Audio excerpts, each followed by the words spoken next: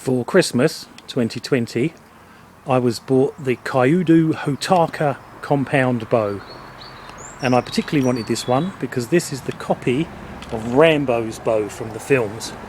Now, it is actually very beautifully made.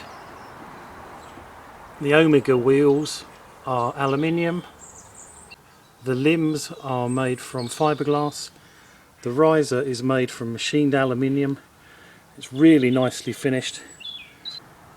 The carrier is made from steel tubing, and the cables are specially made for this particular bow, and having watched other people's reviews, they are rather thin and hard to replace. Now, it is exceptionally well made.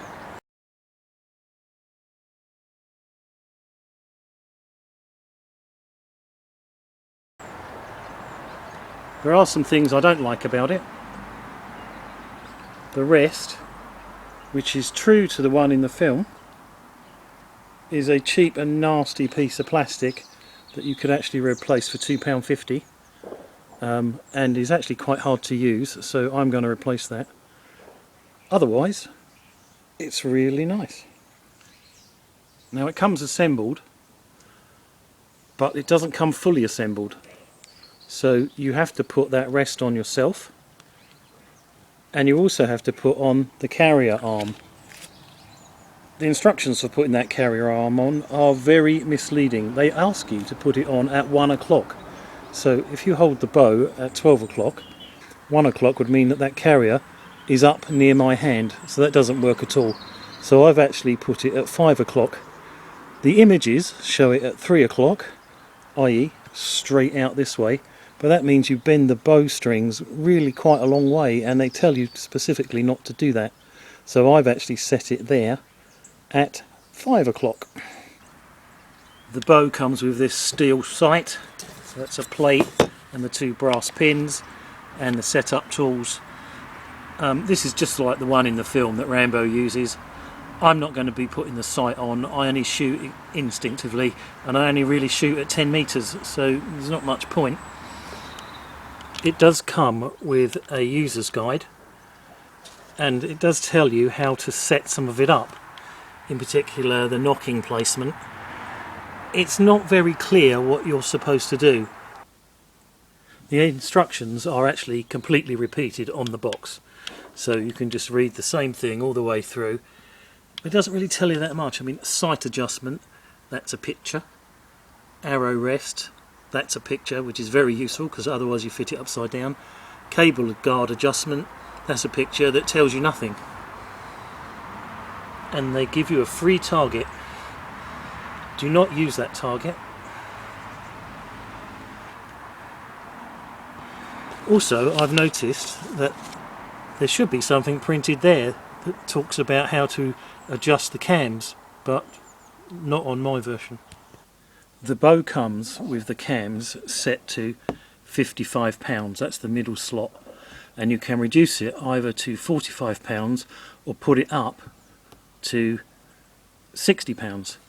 Now, I found that I can actually quite easily pull this. I was surprised, I thought I wouldn't be able to.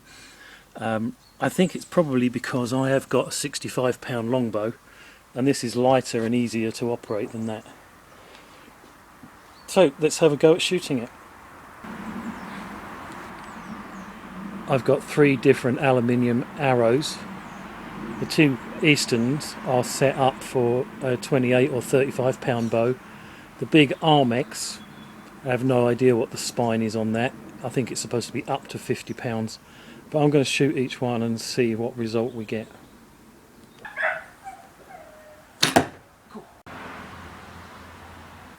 Cool. So the bow isn't set up or sighted in. I was shooting at about 5 metres. But what's interesting is this one. That's actually gone all the way through the target. That's how powerful this bow is. And I'm wondering whether that is the correct arrow for it. Because the green one was closest to the gold, but this one went straightest. So in place of this £2 rest, I've used some Christmas money and I've bought this rather nice Whisker Biscuit Chinese copy, micro adjustable, and what I like about it is it's already got these little handles in it so you can turn it very easily. They then unscrew when you've made your final adjustment and it's all set up and you don't need to set it up again. These are used for hunting, but what I like about them is they hold the arrow and there's no way that's falling out once it's in there. So I'm going to go away and fit that now.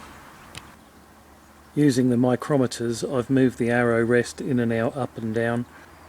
It is now perfectly parallel with the arrow shelf, runs through the centre of the centre hole and is correctly set at the right height. If I look down the bow, that is absolutely flat and parallel, and hopefully now this should shoot really straight. One of the first things I did do, and it tells you to do, is I beeswaxed the whole string. So all of that and all of that is covered in beeswax. I can't see that it makes any difference on these cables because they're kind of vinyl covered, but I've done it anyway. I've fitted the brass knocking points. I actually bought a packet of them. I think it was £6 for 20, and I don't have the special tool, so I've used some wire stripping pliers which actually have the right shape end to do that up. To try and improve my shooting accuracy, I've bought one of these finger release triggers. It's like a little pair of pliers. This was £13 from Amazon. It seems really well made and really sturdy. So now I need to have a D-loop on my string. I went onto YouTube and learnt how to tie a D-loop, and this D-loop is actually paracord. So I don't know how that's going to fare, but we'll give it a trial.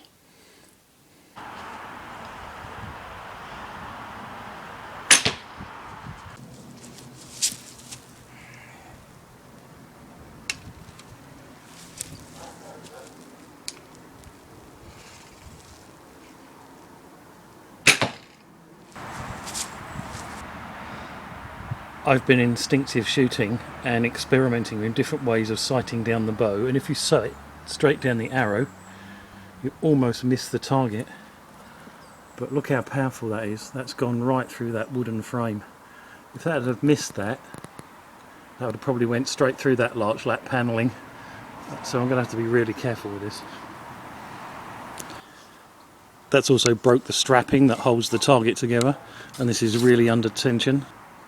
I'm going to have to go and get a screwdriver to lever the wood open so I can get the arrow out. These 5mm Easterns are too weak for this bow. I've managed to break one of the nocks, and I also managed to embed the other one in the target, and I've broken it off and I've lost that arrow. I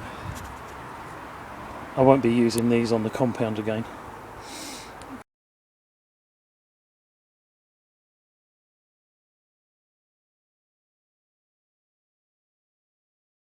And I want to reduce the weight of it. It's set at 55 at the moment, and I'm going to set it to 45. Now, I haven't got a bow press, and I'm not going to go out and spend 38 quid on something that I'm probably only going to use once. I'm going to see if I can use this ratchet tie down, which I already had and only cost 5 quid. The ratchet is now done up as tight as it can be. I can't get any more out of that. These strings, cables, these cables are now much looser, and this cable is looser, and what I really need to do is to take that off of there and then move this cable here. This cable goes up and around and into that slot.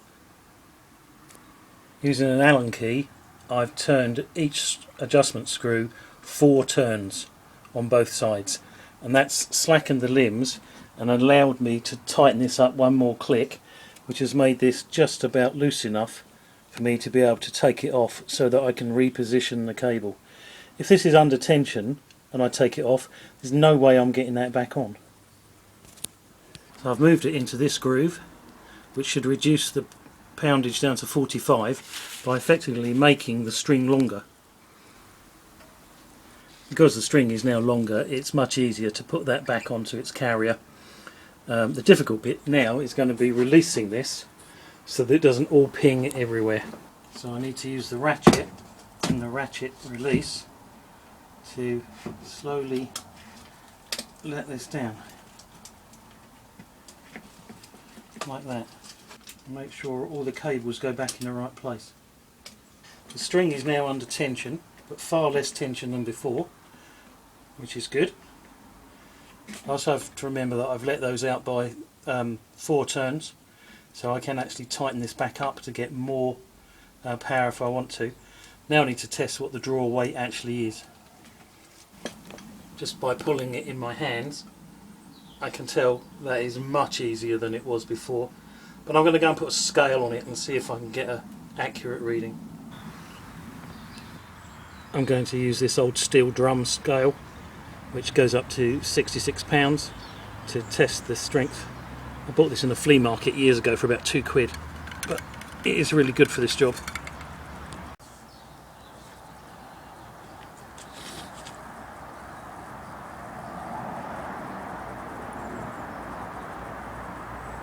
And that reckons that's 48 there, and there it lets off just there, down to 20, down to 16. Go back, that's 48, 49. Well, I think the bow's set up now. I'm going to be shooting with finger tabs rather than the release, and I'm set up at 10 metres. It's really, really cold today, it's like -2, so I'm not going to be shooting for long. I'm using the big Armex arrows, the other ones are far too slender for this bow.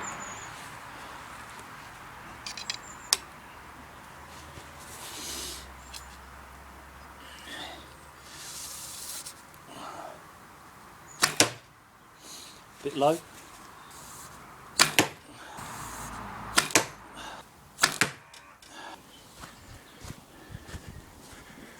So I've shot most of those low, and that's because I've been fiddling about with the position of the Whisker Biscuit, and that's also because it's the first time I've shot with this and with these arrows. But I managed to hit the target. The grouping's not that bad. It's just a matter of now endlessly fine-tuning until I start hitting the gold. It's too cold to do that today. Just to finish up, I really like this bow. It's really well made, nicely engineered, probably better than the one that's pictured on the box. I think the Whisker Biscuit is really brilliant. You can put any arrow in that and it'll still shoot straight. I think it's a really good target bow, probably a really good field bow. One thing it wouldn't be any good at is for bow hunting, because in the cold this thing is so freezing cold that it's really uncomfortable to use.